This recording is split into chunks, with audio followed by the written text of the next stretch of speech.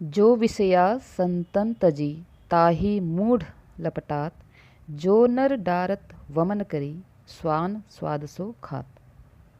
अर्थात कि जिस विषय वासनाओं का संतजन त्याग कर देते हैं उन्हीं के लिए मूर्ख लोग लालायित रहते हैं, उसी चीज़ को पाना चाहते हैं। किस प्रकार? जिस प्रकार मनुष्य के द्वारा छोड़े गए भोजन को कुत्ता बड़े स्वाद से खाता है। नमस्कार, आप सभी का स्वागत है Hindi education point YouTube channel में। अभी जो मैंने आपके समक्ष ये पंक्ति बोली, यह है राधा कृष्ण दास जी से संबंधित। इन्होंने भक्ति भावना का वह स्वरूप दिखाया है जिसमें विषय वासना, संसार की नश्वरता, मोह माया के बंधन, निस्सारिता आदि का उल्लेख अपनी इस रचना में किया है। ये पंक्ति पूछी जा सकती है, इसलिए इसकी शुरुआत मैंने इसी पंक्ति से की। जो विषया संतन तजी। देखिए, बहुत सारी ऐसी चीज़ें हैं जो हम गृहस्थ जीवन में रहते हुए भी उनका त्याग कर सकते हैं। त्याग नहीं भी कर सकते हैं तो उसकी एक लिमिट बना सकते हैं। ठीक है, तो जैसे कि आप सभी जानते हैं कि इस चैनल के माध्यम से आपको यूकेएसएससी तथा यूकेपीएससी से संबंधित तैयारी करवाई जाती है, जिसमें विशेषकर हिंदी भाषा, हिंदी साहित्य से संबंधित वीडियो आपको इस चैनल पे आसानी से प्राप्त हो जाएंगी।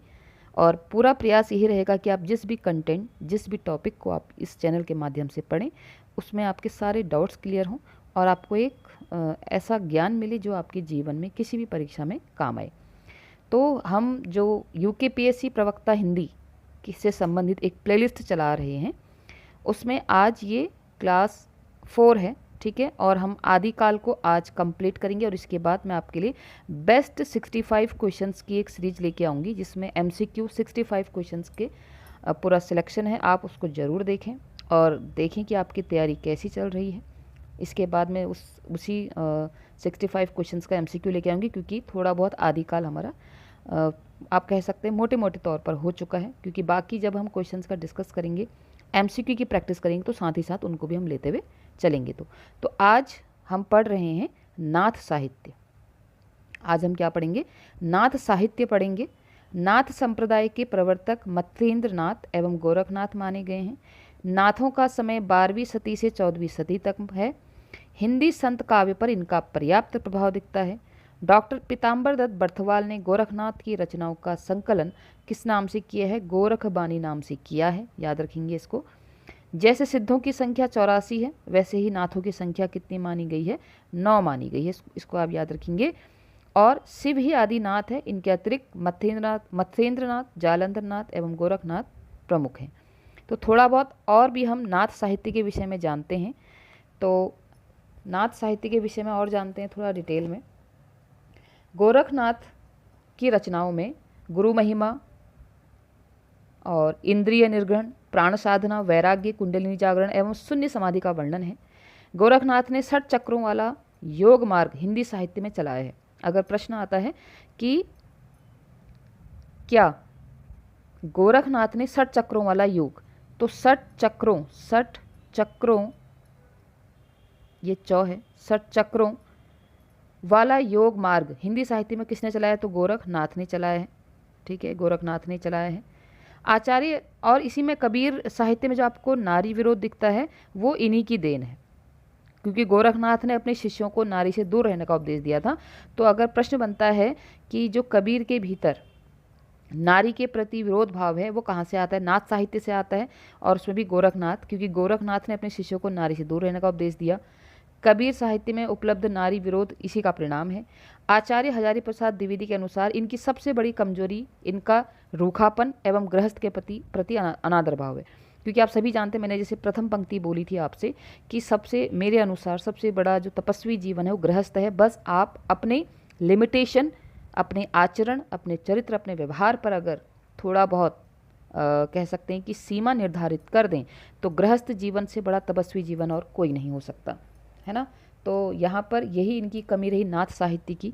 नाथ साहित्य की हम थोड़ा और बात करते हैं तो गोरखनाथ का नाथ पंथ बौद्धों की वज्रयान शाखा से निकला है। कहाँ से निकला है? बौद्धों की वज्रयान, नोट कर सकते हैं आप, कहाँ से निकला है ये? वज्रयान शाखा से निकला हुआ माना जाता है। और हठ योगियों के सिद्ध सिद्धांत पद्धति ग्रंथ के अनुसार ह का अर्थ, इसमें क्योंकि हमने कहा कि नाथ साहित्य में हठ की बात होती है, तो हठ योगियों की जो सिद्ध सिद्धांत पद्धति के अनुसार ह का अर्थ सूर्य है, ह का अर्थ सूर्य है तथा ठ का अर्थ चंद्रमा है। ठ का अर्थ चंद्रमा है। इन दोनों के ही योग को क्या कहा जाता है? हठ योग कहा जाता है। हिंदी साहित्य में अभी हमने बात की कि षट चक्रों वाला योग गोरखनाथ ने चलाया। गोरखनाथ को नाथ साहित्य का आरंभकर्ता माना जाता है। अगर प्रश्न आए तो क्या माना जाता है? आरंभकर्ता माना जाता है। और साथ ही गोरखनाथ के गुरु का नाम क्या था? मत्स्येंद्र नाथ था। प्रश्न आ सकता है कि गोरखनाथ के गुरु का नाम क्या था? मत्स्येंद्र नाथ था। मत्स्येंद्र नाथ को मीननाथ और मच्छंदर नाथ भी कहा जाता है। क्या कहा जाता है? मीननाथ और मच्छंदर नाथ, मच्छंदरनाथ, ठीक है, मच्छंदरनाथ भी कहा जाता है। मिश्र बंधुओं ने, अब थोड़ा इसके फैक्ट भी हम देखते हैं नाथ साहित्य से संबंधित। मिश्र बंधुओं ने गोरखनाथ को हिंदी का प्रथम गद्य लेखक माना है। गद्य लेखक किसने किसको माना है? मिश्र बंधुओं ने गोरखनाथ को हिंदी का प्रथम गद्य लेखक माना है। इंपॉर्टेंट है, याद रखेंगे आप। किसने माना है? मिश्र बंधुओं ने माना है, ठीक है। और इसमें हम थोड़ा ये देखते हैं कि जो नाथों की संख्या हमने कहा कि 9 मानी गई है। अगर हम इनके नामों की बात करें तो वो नाम है नागार्जुन, जड़भरत, हरिश्चंद्र, सत्यनाथ, भीमनाथ, गोरक्षनाथ, चरपट, जलंधर और मलयार्जुन। ये 9 नाथ हैं। और बात करते हैं साथ ही नाथ पंथ के जोगियों को कनफटा भी कहा जाता है। अगर प्रश्न आता है कि नाथ पंथ के जोगियों को क्या कहा जाता है, तो उनको कनफटा कहा जाता है। और नाथ पंथियों की भाषा कैसी है? आप सभी जानते हैं, अभी हमने बात करी कि नाथों का प्रभाव अधिकतर कबीर पे है और कबीर की भाषा को हम सधुक्कड़ी भाषा कहते हैं। तो नाथ पंथियों की भाषा क्या है? सधुक्कड़ी भाषा है। कैसी भाषा है? सधुक्कड़ी भाषा है, जिसका ढांचा कुछ खड़ी बोली लिए हुए राजस्थानी था। तो ये था नाथ साहित्य, जिसके विषय में हमने थोड़ा पढ़ा। अब हम बात करते हैं यहाँ पर सिद्ध साहित्य की। तो सिद्ध साहित्य में बौद्ध धर्म की 2 शाखाएं थी, हीनयान और वज्रयान। वज्रयानियों को ही सिद्ध कहा गया, ठीक है। वज्रयानियों को ही क्या कहा गया? सिद्ध कहा गया।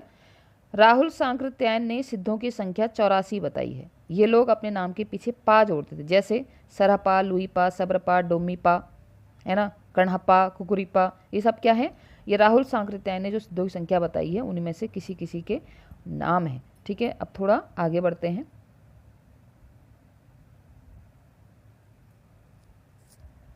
बात करते हैं कुछ सिद्ध साहित्य के इम्पोर्टेंट फैक्ट की। तो सरहपा को हिंदी का प्रथम कवि माना जाता है, तो सिद्ध कवि थे। सरहपा को क्या माना जाता है? हिंदी का प्रथम कवि माना जाता है। इन्होंने सरोज वज्र, राहुल भद्र आदि नाम से भी इनको जाना जाता है। अगर प्रश्न आता है कि सरोज वज्र और राहुल भद्र नाम से किसको जाना जाता है, तो सरहपा को जाना जाता है। सिद्धों में सबसे पुराने कौन हैं? सरहपाद ही हैं, यही हैं सबसे पुराने, ठीक है। और वज्रयान का केंद्र क्या था? श्री पर्वत। ये प्रश्न पूछा जा सकता है कि वज्रयानों का केंद्र क्या था? श्री पर्वत था। और सहज यानियों की भाषा का नाम क्या था? संध्या भाषा था। क्या नाम था? संध्या भाषा था। तो ये सिद्धों के कुछ इंपॉर्टेंट फैक्ट आपको बता रही हूँ। साथ ही राहुल सांकृत्यायन ने सरहपात का जो समय माना, आप सभी जानते हैं कि इस प्रकार से सबने अलग अलग समय बताया है। तो राहुल सांकृत्यायन ने जो सरहपात का जो समय बताया है उसको आप नोट कर सकते हैं, 769 ईस्वी।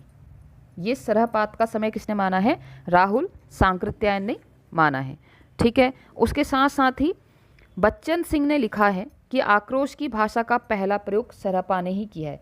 अगर प्रश्न आता है कि यह सरहपा के लिए किसने लिखा है? बच्चन सिंह ने लिखा है। बच्चन सिंह ने क्या लिखा है? वीडियो पॉज करके आप नोट कर सकते हैं। आशा करती हूँ कि आप सभी के पास पुस्तकें होंगी जो मैंने आपको बताई थी, तो उन्हीं के नोट्स हैं। इसके बाद हम MCQ की प्रैक्टिस करेंगे। फिर भी आपको रिकॉल करा देती हूँ कि बच्चन सिंह ने लिखा है कि आक्रोश की भाषा का पहला प्रयोग सरहपा में ही दिखाई देता। तो सरहपा के विषय में बच्चन सिंह जी ने लिखा है। सिद्धों की भाषा को संध्या भाषा का नाम जो है मुनिदत्त तथा अद्वैज व्रज ने दिया। और उसके साथ ही लुईपा सब्रपा के शिष्य थे। ये भी आप याद रखेंगे, लुईपा जो थे वो सब्रपा के शिष्य थे, इनके शिष्य थे लुईपा। और 84 सिद्धों में लुईपा का स्थान प्रथम तथा सबसे ऊंचा माना जाता है। पुराने तो सरहपा हैं, लेकिन सबसे प्रथम और सबसे ऊंचा माना जाता है 84 सिद्धों में किसका स्थान? लुईपा का माना जाता है। और कणहपा सिद्धों में सर्वश्रेष्ठ विद्वान और सबसे बड़े कवि माने जाते हैं। जो कणहपा हैं वो सिद्धों में सर्वश्रेष्ठ विद्वान और सबसे बड़े कवि माने जाते हैं। ठीक है, अगर हम बात करें इसमें सरहपा की, तो सरहपा की जो रचना है वो है दोहा कोश।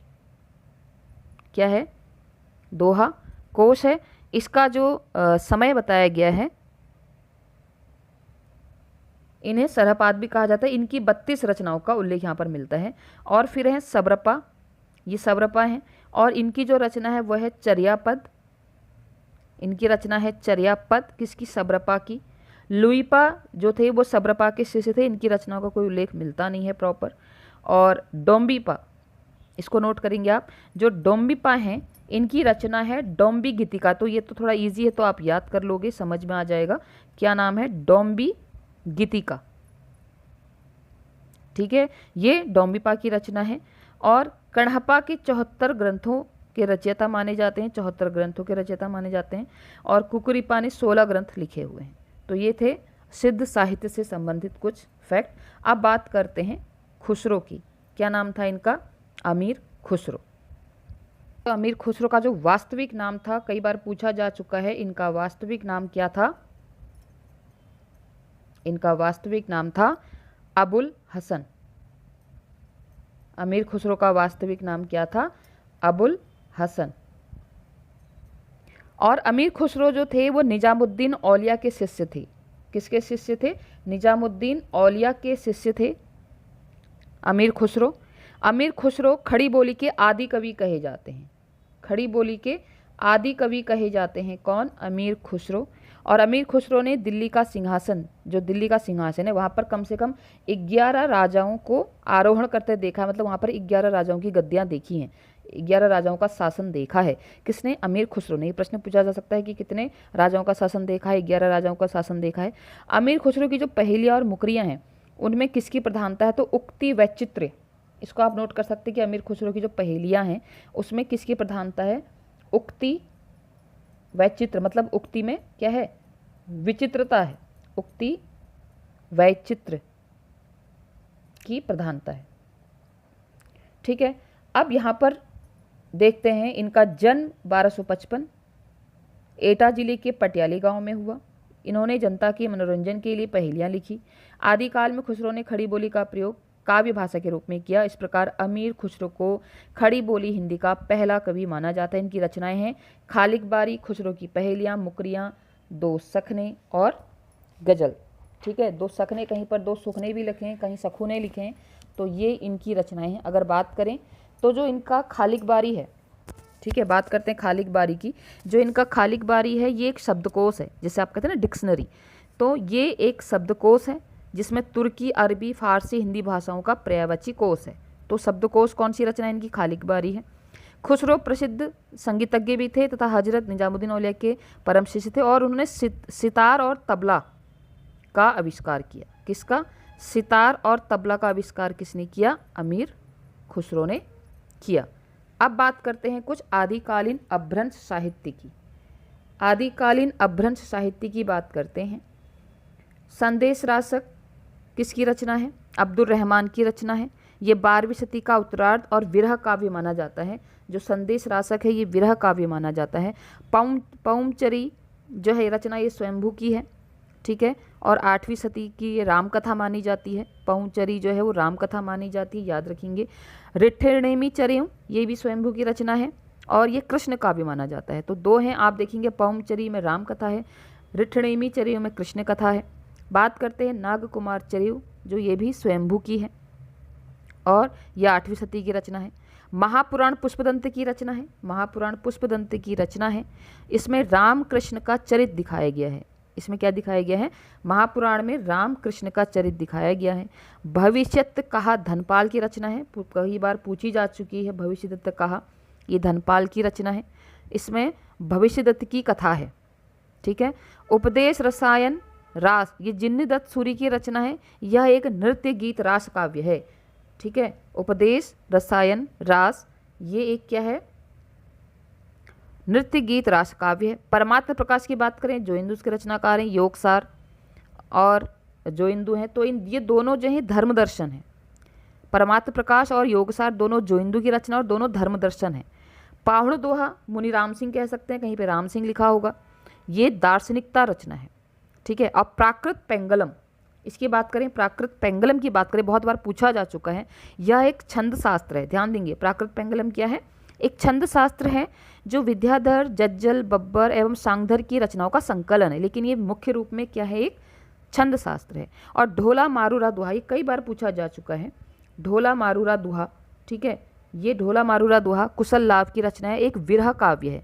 और कब लिखा गया है? 11वीं सदी में लिखा गया है, ठीक है। आगे बढ़ते हैं विद्यापति पदावली में, विद्यापति के विषय में जानते हैं। तो आदिकाल में विद्यापति रचना काल अगर बात करें तो 1403, एक श्रृंगारी कवि भी हुए जिन्होंने मैथिली भाषा में पदावली की रचना की। कीर्तिलता, कीर्ति पताका उन्होंने अपभ्रंश भाषा में लिखी है। वे मिथिला के राजा शिव सिंह के दरबारी कवि थे। विद्यापति को मैथिल कोकिल, कवि शेखर, अभिनव जयदेव आदि नामों से जाना जाता है, ठीक है। हम फैक्ट की बात करें तो विद्यापति जी को बच्चन सिंह ने क्या कहा है? जातीय कवि कहा है। नोट करेंगे आप सभी लोग, विद्यापति को बच्चन सिंह ने क्या कहा है? जातीय कवि की संज्ञा दी है। और हजारी प्रसाद द्विवेदी ने विद्यापति को श्रृंगार रस के सिद्ध वाक कवि कहा है। नोट करेंगे, हजारी प्रसाद द्विवेदी ने किसको? विद्यापति को श्रृंगार रस के सिद्ध वाक कवि कहा है। और विद्यापति शैव संप्रदाय के कवि थे, इसको भी आप नोट करेंगे। और जो इनकी रचना है कीर्तिलता, जिसकी हम बात कर रहे थे, जो कीर्तिलता रचना है इनकी, इसमें भृंग भृंगी संवाद, इसमें क्या है? भृंग भृंगी संवाद है, किसमें? आपका कीर्तिलता में। और विद्यापति जो है शैव संप्रदाय के माने जाते हैं। इनकी बहुत सारी रचनाएं जिसे आप सुन सकते हैं, देशीय बनना, सब जन मिठा, तेतन सन जपो अभट्टा, ये इनकी कीर्तिलता से संबंधित है, ठीक है। और पदावली से भी है। विद्यापति को कृष्ण गीति परंपरा का प्रवर्तक माना जाता है। ये भी आप नोट कर सकते हैं कि हिंदी में जो कृष्ण गीति या कृष्ण के गीत की बात हम कर सकते हैं तो उसका परंपरा का प्रवर्तक इन्हीं को माना जाता है। अब आगे बढ़ते हैं, ठीक है। विद्यापति को हम श्रृंगारी कवि कहें या भक्त कवि कहें, इसमें थोड़ा विवाद है, लेकिन अधिकांश विद्वान इन्हें श्रृंगारी कवि मानते हैं। अगर रामचंद्र शुक्ल जी की बात करें तो वो कहते हैं कि विद्यापति के पद अधिकतर श्रृंगार के ही हैं, जिसमें नायिका और नायक राधा कृष्ण है। इसलिए हमने कहा ना कि उनको जो है कृष्ण गीति काव्य का पहला प्रवर्तक माना जाता है। और आध्यात्मिक रंग के चश्मे आजकल बहुत, ये कई बार कोटेशन पूछी जा चुकी है किसने लिखा है। आप सभी जानते हैं आलोचना करने में रामचंद्र शुक्ल का कोई जो है कंपैरेटिव खड़ा नहीं हो सकता। आप कह सकते हैं कि उनकी तो कोई बराबरी कर ही नहीं सकता आलोचना करने में, क्योंकि वो सही और बुरे दोनों पक्ष को देखते हैं। तो विद्यापति उन्होंने लिखा है, आपको कोई भी वर्ड इसमें याद हो जाए तो आपके लिए इंपॉर्टेंट रहेगा आगे जाके। तो रामचंद्र शुक्ल जी विद्यापति के विषय में कहते हैं कि विद्यापति के पद अधिकतर श्रृंगार के ही हैं, जिनमें नायिका और नायक राधा कृष्ण है। आध्यात्मिक रंग के चश्मे आजकल बहुत सस्ते हो गए हैं, उन्हें चढ़ाकर जैसे कुछ लोगों ने गीत गोविंदों के पदों को आध्यात्मिक संकेत बताया, वैसे विद्यापति के इन पदों को भी। तो उन्होंने कहा है कहीं ना कहीं कि विद्यापति भक्त कवि नहीं है, संत कवि नहीं है, वो क्या है? वो आध्यात्मिक चश्मा आप कह सकते हैं। अगर उनको वो सिर्फ उनको श्रृंगारी कवि मानते हैं, इन शॉर्ट कहना उनका यही है, ठीक है। आगे बढ़ते हैं, अब आदिकाल का गद्य देखते हैं थोड़ा। मैथिल हिंदी में रचित गद्य की एक अन्य पुस्तक है वर्ण रत्नाकर, जिसके लेखक हैं ज्योतिरीश्वर ठाकुर। ये कई बार पूछा जा चुका है कि वर्ण रत्नाकर किसकी रचना है? ज्योतिरीश्वर ठाकुर, ठीक है। हिंदी गद्य के विकास में इस पुस्तक का विशेष महत्व है। बात करते हैं राउल वेल, ये भी एक गद्य रचना है, इसके रचयिता रोड़ा हैं। यह एक शिलांकृत कृति है, इसको आप नोट कर सकते हैं कि राउल वेल कैसी कृति है? एक शिलांकित कृति है, और इसका रचना काल कितना है? 10वीं सदी है, ठीक है। अब हम कुछ बात कर लेते हैं कुछ महत्वपूर्ण प्रश्नों की, और इसके बाद मैं आपके लिए आदिकाल से संबंधित, पूरे आदिकाल से संबंधित टोटल 65 क्वेश्चंस की एक MCQ का वीडियो लेके आऊँगी, आप उसको जरूर देखें। तो अभी हम बात करते हैं अन्य प्रश्नों की, ठीक है। पहला प्रश्न है, गोरखबानी के संपादक कौन है? माता प्रसाद गुप्त, वासुदेव शरण अग्रवाल, श्याम सुंदर दास या पीताम्बर दत्त बर्तवाल। अब भी हमने पढ़ा था कि गोरखबानी के संपादक कौन है? पीताम्बर दत्त बर्तवाल जी हैं। अगला प्रश्न है, इनमें से सही कथन कौन सा है? अधिकांश रासो काव्य प्रमाणिक हैं, अधिकांश रासो काव्य अप्रमाणिक हैं, बीसलदेव रासो वीरस प्रधान ग्रंथ है, पृथ्वीराज रासो में वीरस की प्रधानता है। तो इसका सही आंसर क्या है? पृथ्वीराज रासो में किसकी प्रधानता है? वीरस की प्रधानता है। यह सही है, बाकी अन्य सभी कथन गलत हैं। अगला प्रश्न है, सिद्धों की संख्या कितनी बताई गई है? यह भी हमने पढ़ा है, आप सभी जानते हैं। 38, 47, 84 या 64? तो सही आंसर ऑप्शन नंबर सी 84 सिद्धों की संख्या बताई गई है। अगला प्रश्न है, सिद्धों का उचित समय क्या माना गया है? 4वीं सदी, 7वीं 8वीं सदी, 10वीं सदी या 12वीं सदी? तो इसका सही आंसर है, सिद्धों का उचित समय जो बताया गया है वो 7वीं 8वीं सदी बताया गया है। अगला प्रश्न है, नारी निंदा किस संप्रदाय में मिलती है? अभी हमने बात की थी भाई, कबीर पे भी इसका प्रभाव पड़ा है। नाथ पंथ, जैन संप्रदाय, सिद्ध संप्रदाय या किसी में नहीं। तो नारी निंदा जो हमें मिलती है वो नाथ पंथ कहें या नाथ योग कहें, ठीक है, तो नाथ में मिलती है हमको, और इसी की छवि जो है हमको कबीर में दिखाई देती है। अगला प्रश्न है, क्योंकि गोरखनाथ ने अपने शिष्यों से क्या कहा था? स्त्रियों से दूर रहने को कहा था। इनमें से नाथ संप्रदाय में क्या नहीं है? गुरु महिमा नहीं है, नारी निंदा नहीं है, भाई है गुरु महिमा है, नारी निंदा है, इंद्रिय निग्रह नहीं है, गृहस्थों का आदर नहीं है। अगर गृहस्थों का आदर करते तो स्त्री का भी आदर करते, है ना, क्योंकि एक पुरुष को गृहस्थ बनाता कौन है? स्त्री तो बनाती है ना। तो इसमें नाथ संप्रदाय में क्या नहीं है? गृहस्थों का आदर नहीं है। अगला प्रश्न है, वर्ण रत्नाकर के रचयिता कौन है? अभी हमने बात की थी जगन्नाथ दास रत्नाकर, विद्यापति, ज्योतिरीश्वर ठाकुर या स्वयंभू? तो वर्ण रत्नाकर के रचयिता कौन है? Option number C Jyotirishwar Thakur ji Varna Ratnakar के रचयिता हैं। अगला प्रश्न है, अपभ्रंश एवं राजस्थानी भाषा के योग से बनी भाषा को क्या कहते हैं? डिंगल, पिंगल, अवहट्ट या देश भाषा? तो अपभ्रंश और राजस्थानी की भाषा योग से जो बनता है उसको डिंगल कहते हैं। क्या कहते हैं? डिंगल कहते हैं। अगला प्रश्न है, ब्रज भाषा मिश्रित अपभ्रंश का नाम क्या होगा? भाई डिंगल तो उसका हो गया जो किसमें है? अपभ्रंश और राजस्थानी है। तो बचा हमारे पास ऑप्शन नंबर बी पिंगल। ब्रज भाषा के साथ जो मिलता है उसको हम बोलते हैं अपभ्रंश, और ब्रज भाषा पिंगल बनता है। और अपभ्रंश और राजस्थानी डिंगल, और अपभ्रंश और ब्रजभाषा पिंगल। आज की वीडियो का अंतिम प्रश्न है कि इनमें से कौन आदिकाल का ग्रंथ नहीं है? प्राकृत पेंगलम, खुसरो की पहेलियां, विद्यापति की पदावलियां, पद्मावत? तो पद्मावत आदिकाल की रचना नहीं है, बाकी सभी आदिकाल की रचनाएं हैं। तो आशा करती हूँ आप सभी को प्रश्नों का संकलन और इम्पोर्टेंट फैक्ट आपको अच्छे लगे होंगे। अच्छे लगे हैं तो प्लीज़ चैनल से जुड़े रहें, लाइक करें, शेयर करें, सब्सक्राइब करें। वीडियो में नए हैं तो अन्य को भी शेयर करें। और अभी इसके बाद आदिकाल से संबंधित 65 क्वेश्चंस, इंपॉर्टेंट क्वेश्चंस मैं लेके आ रही हूँ, तो आप सभी चैनल से जुड़े रहें। आज के लिए इतना ही। आप सभी का दिन शुभ हो। बहुत बहुत